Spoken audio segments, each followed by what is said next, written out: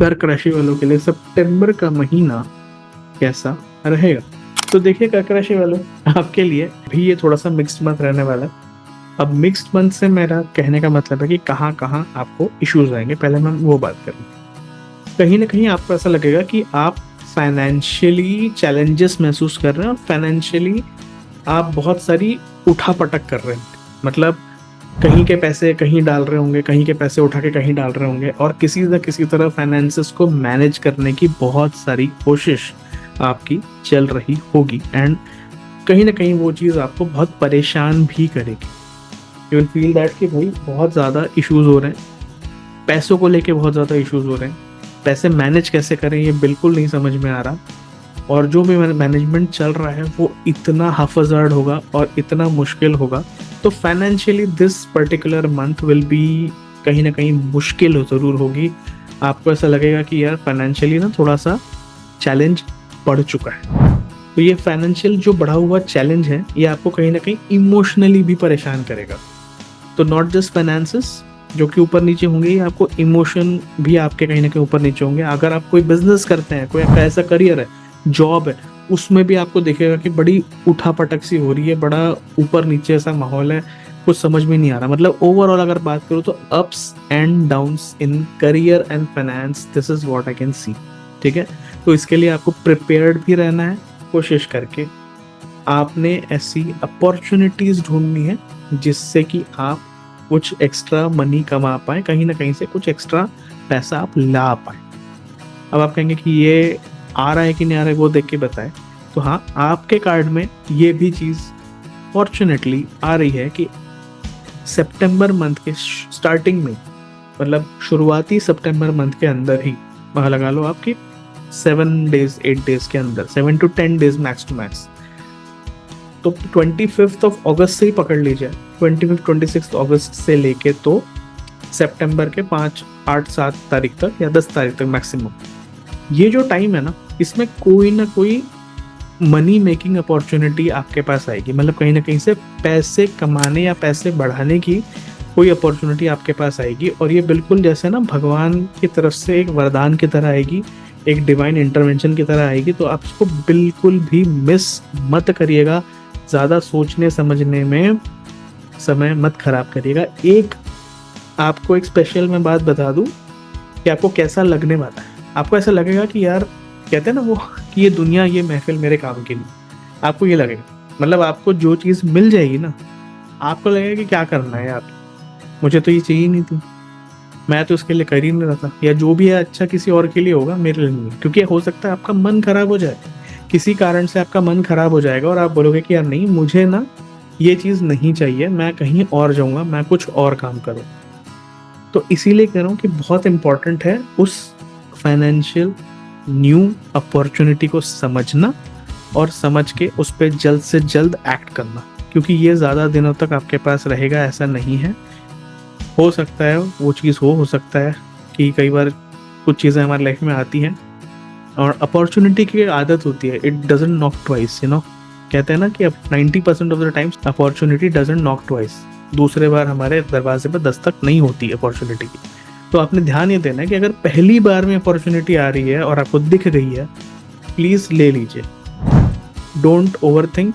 Emotional imbalances आपको लगते रहेंगे बिकॉज यू आर कैंसर। आपको हमेशा ही ये लगेगा, हमेशा ही आपके इमोशंस आप पे हावी होंगे, हमेशा ही कहीं ना कहीं आपको लगेगा कि यार मैं ये करूँ वो करूँ। इनडिसीजन वाली सिचुएशन में आप लोग अपने आप को जनरली पाते हैं।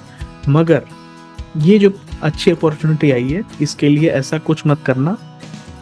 कुछ टाइम के लिए सारी चीज़ें छोड़ो, सोचना ज़्यादा छोड़ो, ले लो, टेक द अपॉर्चुनिटी।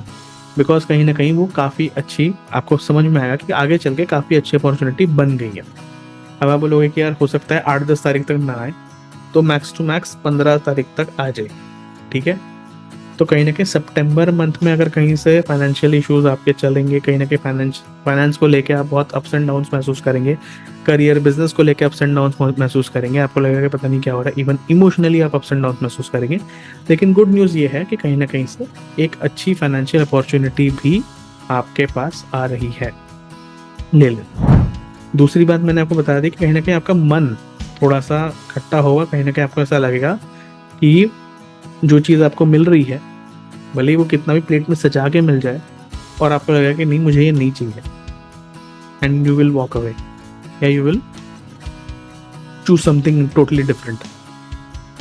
अब देखिए, ऐसी टेंडेंसी आएगी तो ये आप करने वाले, प्लीज सोच समझ के करिएगा कि इसके इम्प्लीकेशंस कैसे होंगे। कई बार क्या होता है ना कि हम सोचते हैं कि हमारे ऊपर इतने बड़े इम्प्लीकेशन नहीं है, लेकिन आपके ऊपर आपके साथ आपके डिपेंडेंट्स भी हैं। May be your parents are there, may be your family is there, wife, children.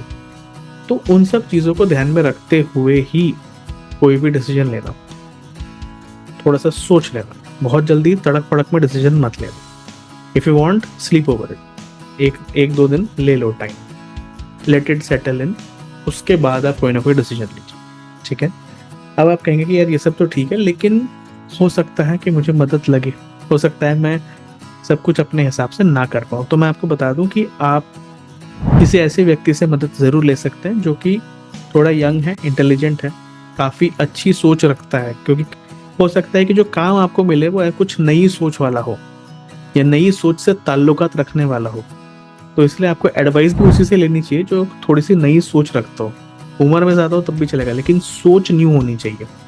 तो जिसकी भी सोच न्यू है और जिसको भी पास्ट का एक्सपीरियंस अच्छा खासा है, ऐसा व्यक्ति आपको मदद कर सकता है। और आपके घर में भी ऐसे व्यक्ति होंगे, या घर के घर में या घर के बाहर कहीं ना कहीं आप ऐसे व्यक्ति को ढूंढ पाएंगे जो आपकी सच में मदद कर पाएगा। हिम्मत नहीं हारनी, दिल छोटा नहीं करना, क्योंकि कर्क राशि वालों को ये प्रॉब्लम सबसे ज़्यादा होती है। इमोशनल होते हैं, सेंसिटिव होते हैं, और कई बार लोग इनकी सेंसिटिविटी और इमोशनल होने का फ़ायदा गलत उठाते हैं। तो थोड़ा सा अपने इमोशंस पे और अपनी भावनाओं पे थोड़ा सा नियंत्रण रखिए, और हो सके तो अपॉर्चुनिटी ले लीजिए जो आ रही है।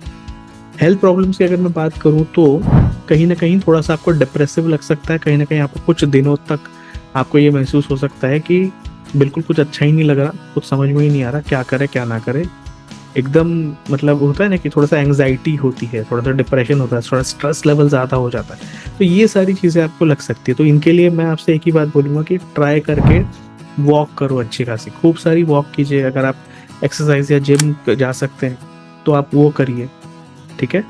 दैट विल कहीं ना कहीं हेल्प यू थोड़ा सा आगे बढ़ने के लिए और अपनी ओवरऑल हेल्थ को सुधारने के लिए। और बेसिकली हेल्थ से ज़्यादा it is more over a mental issue. तो आप एक और चीज़ कर सकते हैं, जैसे you can write a journal, कहीं ना कहीं आप कोई जर्नल वगैरह लिख लीजिए, कुछ ऐसा करिए जिससे आपकी वो नेगेटिव थॉट्स या वो जो फीलिंग्स है ना वो कहीं ना कहीं उतर जाए, मतलब it should come out of you. तो आप लिख सकते हैं। तो लिखने में कई बार हमारे जो अंदर के नेगेटिव थॉट्स होते हैं वो हम कागज़ के ऊपर ले आते हैं। तो that will be something that will help you to see it from a distance. हो सकता है कुछ नेगेटिव थिंग्स हो वो आप थोड़ी दूर से देख पाओ, एंड उसके हिसाब से आप अपना काम कर पाओ। तो कहीं ना कहीं ऐसी चीज़ करिए, आपको सही में फ़ायदा होगा, बढ़िया लगेगा। ओवरऑल आपका बीपी थोड़ा सा ऊपर नीचे हो सकता है, ठीक है। हाइपरटेंशन, बीपी, इसकी प्रॉब्लम्स हो सकती है, जिनको होंगी उनके इसमें थोड़ी स्पाइक्स आपको दिख सकती है।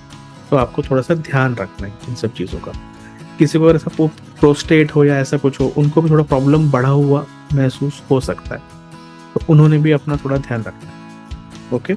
बाकी ओवरऑल चीज़ें अच्छी हैं, थिंग्स विल बी गुड।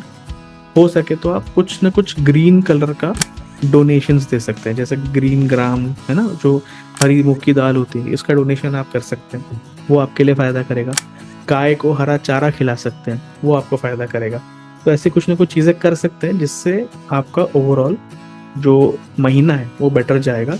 और जो जितना भी मैंने बताया था बिफोर इन द वीडियो कि जो ध्यान रखना है वो आप पक्के से ध्यान रखिए। नहीं सुना है, जल्दी जल्दी में सुना है, please go back, watch it. At least अपना पार्ट, जो आपका पार्ट है, जो आपके राशि से रिलेटेड है, उसको पक्का सुनिए।